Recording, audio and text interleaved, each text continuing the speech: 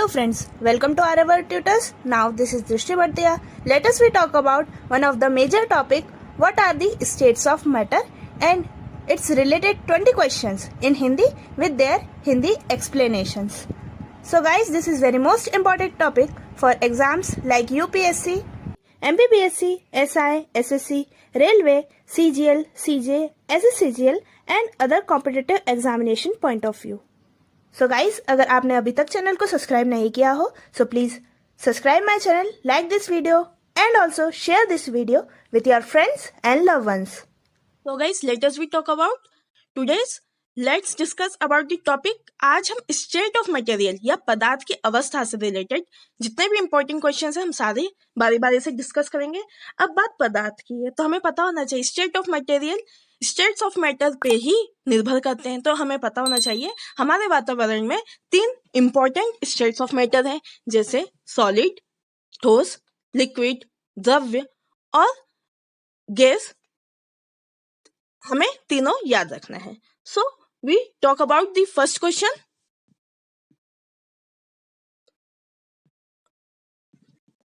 एक ही प्रकार का परमाणु निम्न में से किस में मिलता है?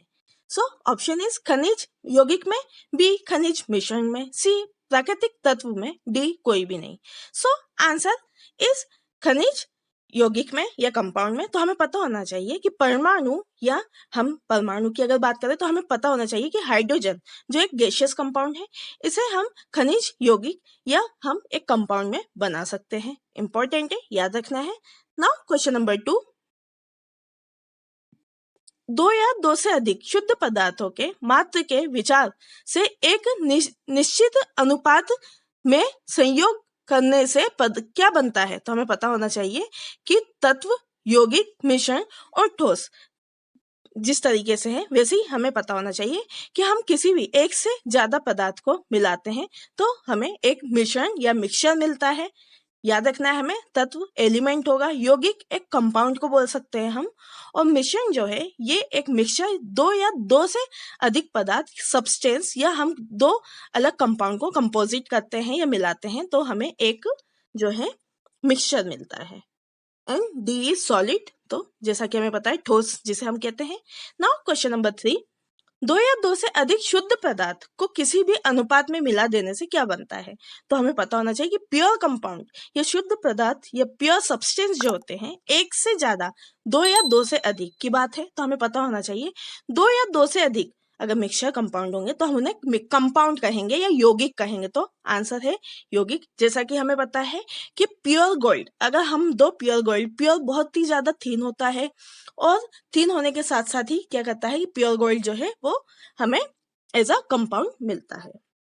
Now question number 4. ऐसे तत्व जिनमें धातु और अधातु के गुण पाए जाते हैं वह कहलाते हैं. सो ऑप्शन इज ए आदर्श धातु, बी उप धातु, सी मिश्र धातु, डी धातुमल. सो आंसर इज उप धातु. जैसा कि हमें पता है हम देख रहे हैं पीरियोडिक टेबल, जिस तरीके से हमें टॉप में लेफ्ट टू राइट जाते हुए हमें दिख रहे हैं उन्हें हम ग्रुप्स कहते हैं. और जैसा कि हम देख रहे हैं टॉप टू बॉटम अगर हम एलिमेंट को देखेंगे तो वह हमें पीरियड्स दिखेंगे. अगर हम उप धातु की बात करते हैं तो जैसा कि हम देख रहे हैं कि मेरे लेफ्ट हैंड साइड मेटल्स हैं सारे, मेरे राइट हैंड साइड सारे नॉन मेटल्स हैं और जो बीच में है उन्हें हम मेटलॉइड्स कहते हैं. मीन्स मेटल्स को ही हम धातु कहते हैं, नॉन मेटल्स को अधातु कहते हैं. और इन दोनों के बीच में या इन दोनों के मिश्रित से जो तत्व बनते हैं या जो नए एलिमेंट बनते हैं उन्हें हम मेटलॉइड्स कहते हैं. सो मेटलॉइड्स को हम हिंदी में उप धातु के नाम से भी जानते हैं. ये मेंडलीव्स पीरियोडिक टेबल के अकॉर्डिंग हमें आंसर देना है, याद रखना है, इंपॉर्टेंट है. Now question number 5. कौन सी धातु विद्युत की कुचालक है? तो हमें पता होना चाहिए कि विद्युत की कुचालक धातु कौन सी होगी. जैसे ऑप्शन देखते हैं. A tin, B copper, C lead and D nickel. So answer is C lead. जैसा कि हम जानते हैं कि विद्युत चालक के लिए वेरी गुड सोर्स, जैसा कि हमें पता है हीट एंड इलेक्ट्रिसिटी के लिए भी गुड सोर्स ग्रेफाइट या हमें डायमंड मिल सकता है, कार्बन कंपाउंड्स मिल सकते हैं. वैसे ही लेड जो है वह एक ग्रेफाइट का स्मॉलेस्ट हम बोल सकते हैं कि कंपोनेंट पार्ट होता है. Now question number 6. किस अधातु में धातु चमक पाई जाती है? So option is A graphite, B iodine, C उपयुक्त दोनों, या डी इनमें से कोई नहीं। So answer is graphite. जैसा कि हमें पता है कि कार्बन कंपाउंड होने की वजह से एक अधातु या नॉन मेटल ग्रेफाइट जो है वह एक चमक के से जो है अपना धातुई रूप दिखाता है। इंपॉर्टेंट है, याद रखना है हमें। ये पेंसिल बनाने में भी यूज होता है ग्रेफाइट। नाउ क्वेश्चन नंबर 7, किस अधातु में धातुई चमक पाई जाती नहीं है? तो हमें पता होना चाहिए कि अधातु या नॉन मेटल कौन सा है। जैसा कि हम देख रहे हैं option A graphite, B iodine, C उपयुक्त दोनों, डी इनमें से कोई नहीं। तो जैसा कि हम जानते हैं कि अधातु या मेटलॉइड हम बोल सकते हैं दोनों ही है, आयोडीन और ग्रेफाइट। इंपॉर्टेंट है, याद रखना है।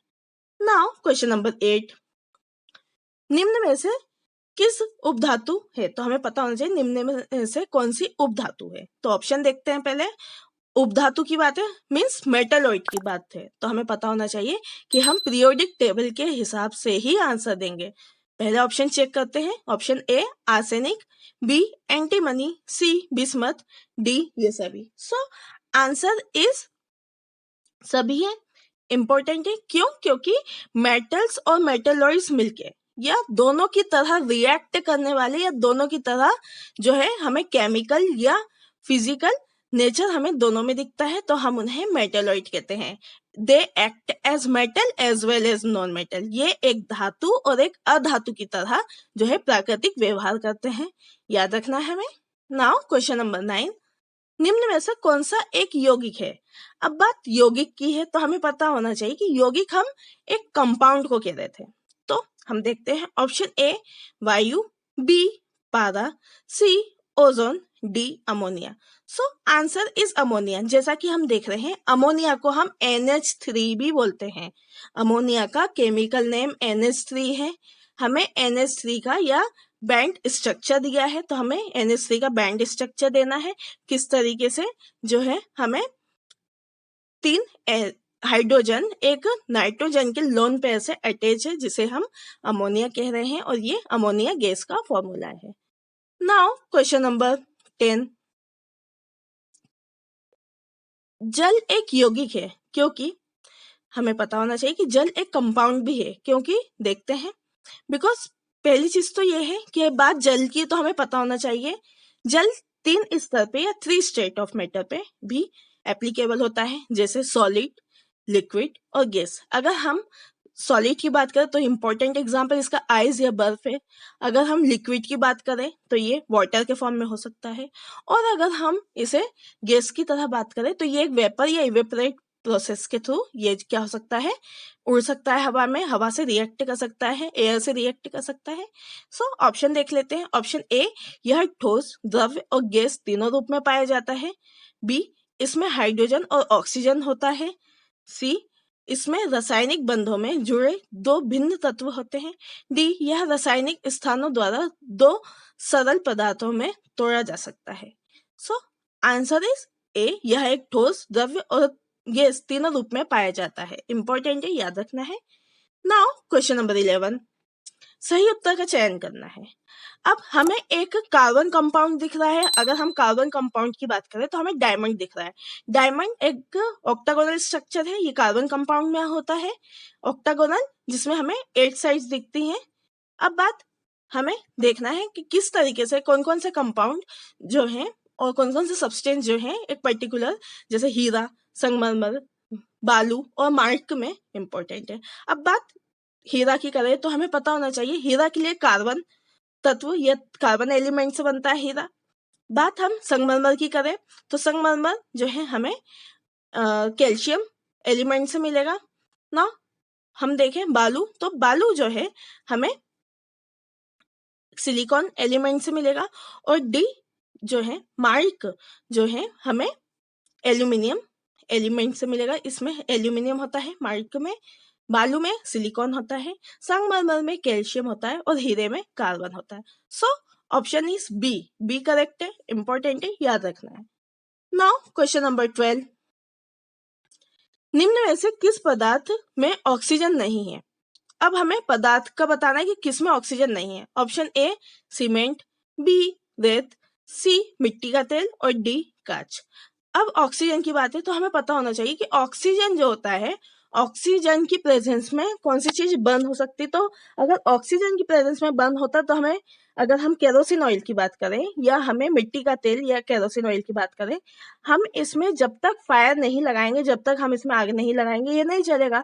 बिकॉज अगर ये ऑक्सीजन की प्रेजेंस में क्या होता है, ये उड़ जाता है, हवा से रिएक्ट होकर ये उड़ जाता है, लेकिन इसमें हमें किसी तरीके का ऑक्सीजन कंपाउंड केरोसिन ऑयल में नहीं मिलता है, बल्कि सीमेंट, रेत और कांच में हमें ऑक्सीजन पदार्थ या ऑक्सीजन सब्सटेंस देखने को मिलेगा। इंपॉर्टेंट है, याद रखना है। नाउ क्वेश्चन नंबर 13, कौन सा पदार्थ प्राकृतिक में तीनों अवस्थाओं में पाया जाता है? सो ऑप्शन इज ए पानी, B hydrogen peroxide, C ammonia, D sulphur dioxide. So answer is पानी। इंपॉर्टेंट है क्योंकि हमने देखा था सॉलिड, लिक्विड, गैस तीनों में हमें पानी जो है इजीली तीनों पदार्थ में दिख रहा था, अलग अलग कंपाउंड बना रहा था। Now question number 14, stainless steel का मिश्र धातु है जबकि वायु एक है, तो हमें पता होना चाहिए ऑप्शन ए मिश्रण, बी यौगिक, सी तत्व, डी विलयन। सो आंसर इज डी विलयन। स्टेनलेस स्टील एक मिश्र धातु है, तो हमें पता होना चाहिए कि मिश्र धातु है, बल्कि वायु जो है हमें एक विलयन या अलग एक गैसियस फॉर्म में मिलेगा। नाउ क्वेश्चन नंबर 15, निम्न में से कौन सा तत्व है और ना ही यौगिक है? तो हमें पता होना चाहिए कौन सा तत्व और यौगिक नहीं है। सो ऑप्शन इज ए वायु, बी वाटर और जल, सी पारा, D sodium chloride. So answer is C पारा। अब हमें पता है कि जो कि पारा है ये ना एक एलिमेंट है और ना ही एक कंपाउंड है, तो हमें पता होना चाहिए ये लिक्विड में भी चेंज होता है और गैसियस में भी चेंज होता है। नाउ क्वेश्चन नंबर 15, पदार्थ के चतुर्थ अवस्था क्या है? सो ऑप्शन इज ए ठोस, बी तरल, सी प्लाज्मा और डी गैस। जैसा कि हम जानते हैं कि पदार्थ या सब्सटेंस जो होते हैं इनके 4 स्टेट्स ऑफ मैटर हमने देखे, जैसे solid, second liquid, third gas और फोर्थ हमें पता होना चाहिए प्लाज्मा, जैसा कि हम देख रहे हैं प्लाज्मा। नाउ क्वेश्चन नंबर 17, निम्न में से कौन सा एक यौगिक है? हमें बताना है कि कौन सा एक कंपाउंड है। So option is A steel, B पीतल, सी रेत, डी हीरा। सो आंसर इज सी रेत।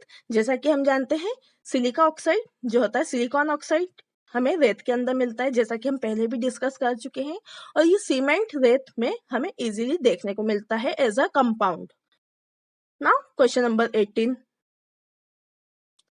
विरंजक चूर्ण क्या है? जैसा कि हमें पता है विरंजक चूर्ण के बारे में हम डिस्कस कर रहे हैं। सो ऑप्शन इज ए तत्व, बी यौगिक, सी मिश्रण, डी अपरूप। सो आंसर इज बी यौगिक। यह एक कंपाउंड है। अब बात कंपाउंड की, तो हमें पता होना चाहिए ब्लीचिंग पाउडर जिसे हम कहते हैं, ये हमें कॉस्मेटिक में भी यूज आता है, हम डेली यूज में भी ले सकते हैं ब्लीचिंग पाउडर को, और ये सर्जरी में भी यूज आता है। इसका फॉर्मूला भी हमें याद रखना, CaOCl2 calcium oxide chloride. Now important है, याद रखना है ब्लीचिंग पाउडर जिसे हम विरंजक चूर्ण के नाम से भी जानते हैं। नाउ क्वेश्चन नंबर 19, बारूद होता है। सो ऑप्शन इज ए तत्व, बी यौगिक, सी मिश्रण, डी तरल। तो हमें पता होना चाहिए बारूद जो है एक एलिमेंट है या तत्व है जिसे हम एक अलग अलग, ये एक हाइड्रोजन एलिमेंट से मिलकर बनता है, इसलिए हम इन्हें तत्व में रखेंगे, और दूसरे भी मिश्रण इसमें मिलते हैं तो हम इसे मिश्रण भी बोल सकते हैं। Now question number 20 is the last question today. निम्न में से कौन सा मिश्रण नहीं है? ऑप्शन ए ग्रेफाइट, बी कांच, सी पीतल, डी इस्पात। जैसा कि हमें पता है मिश्र नहीं है या मिक्सचर नहीं है। मिक्सचर अगर होगा तो हमें पता होना चाहिए, मिक्सचर हम जब भी बोलेंगे तब हम किसी एलॉय के बारे में डिस्कस कर रहे हैं।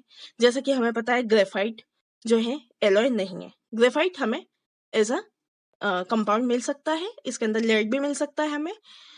कांच, पीतल और इस्पात तीनों मिश्रण धातु है, या हम बोल सकते हैं कि एलॉय है, इसलिए हमें कांच, पीतल और इस्पात को मिश्रण धातु या मिक्सचर में रखना पड़ेगा।